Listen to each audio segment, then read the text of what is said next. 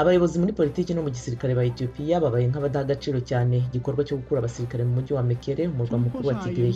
Lieutenant General Bata Debere ati badushotoye twasubira Mekele uyu munsi, uretse ko hasenyuka nabi kurusha mbere.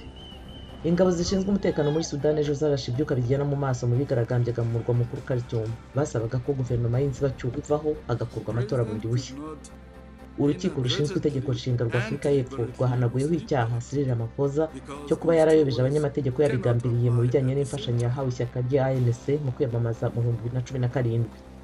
Ishyaka rinini rya Kiyisilamu muri Algeria ryavuze ko rishobora kutazajya muri guverinoma nshya. Minisitiri w'imari Emene Ben Abdelrahman ejo yagizwe minisitiri w'intebe akazashyiraho guverinoma nshya. Naho intumwa yihariye Afurika yiyunze mu bireba inkingo za COVID-19 yanenze abakoze izo nkingo b'Uburayi.